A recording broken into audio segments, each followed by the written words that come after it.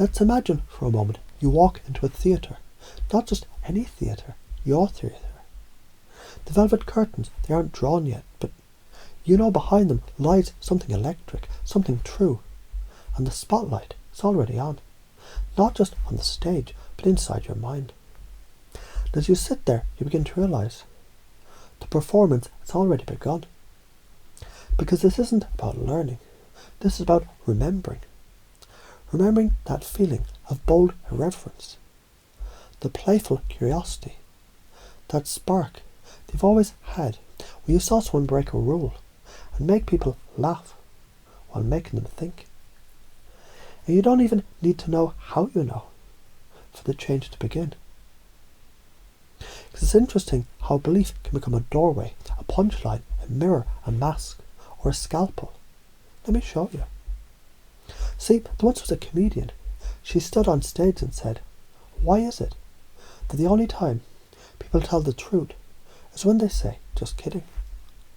And the audience laughed, but deep down they leaned in. Because humour, you see, is the velvet glove that carries the truth like a hot coal, warm enough to brand the soul, gentle enough to invite applause. And that is when the real shift happens. When laughter becomes language, when belief becomes behaviour. So as you notice what you notice, perhaps you start to remember that critical thinking is not the absence of belief, it's the flexibility of it. Like a jazz riff, like a callback, like the moment a comedian turns their own trauma into a story and the crowd goes silent before the punchline lands like a feather wrapped in steel. And maybe as you hear this now, some part of you already knows vulnerability, it isn't weakness. It's the stage entrance to power. And this is interesting. When someone shares something real, raw, human, the audience leans in, not out. It's funny how belief like "I'm enough" becomes more than a mantra. It becomes a setup for a punchline that dismantles every insecurity you're ever handed by someone else's pain. Let me give you an example. A child once believed she was too loud, too weird, too much, until she realised every time she laughed, someone else did too.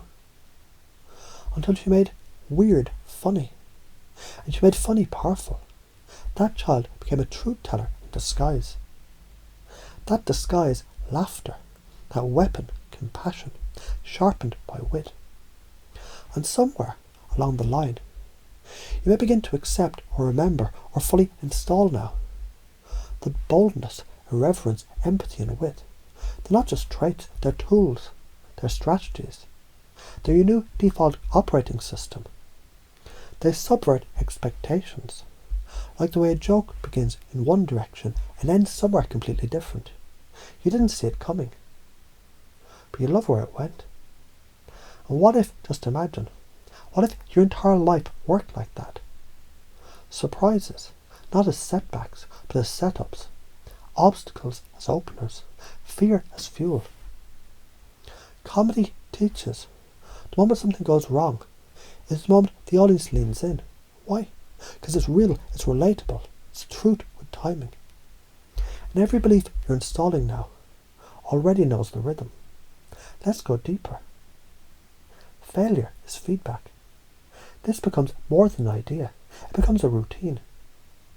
A new bit you test out, evolve, refine, sharpen until it kills. There's a pattern in comedy. Bomb, learn, rewrite, try again. It's not personal. It's a process. Just like life. Just like beliefs. And every time someone laughs, you learn something new about connection.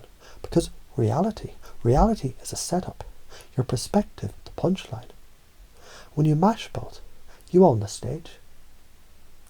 Now listen carefully. Or maybe you're just allowing your unconscious to really get this now. The audience only ever responds to your energy. They mirror your presence, your certainty, your charisma. They believe what you believe. When you say it with your whole body. So what happens when you start believing with every cell that you're enough? That you're weird is wonderful. that your humour is healing, that your story, yes, yours. It's not just worth telling, but vital. Because it's funny how a performer takes rejection, turns it into resilience, wraps it into a callback, and gets a standing ovation. Later, maybe not now, but always eventually. And somewhere in your unconscious mind, something just clicked, didn't it? Because beliefs, they aren't learned, they're remembered, they're revealed, they're rehearsed. And you're rehearsing now, right now. Practicing boldness, feeling certainty, wearing wit like armour, empathy like perfume, humour like oxygen. And it's becoming natural, easier, automatic. Your new operating system running silently in the background, forever upgrading you with each moment of awareness, each loop of curiosity, each internal laugh that shifts something inside. That you install this perhaps now, or perhaps only when you find yourself saying something funny to make someone else feel something deep. Maybe then you'll realise it's already in you. The performer, the alchemist, the frame breaker, the storyteller, the shifter. That's the real magic.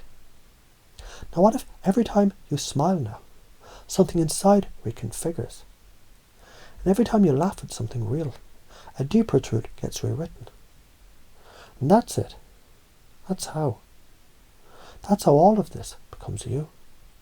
And maybe now, or maybe later, you look back and you wonder when the shift happened. But you won't need to know, because you'll already be living it.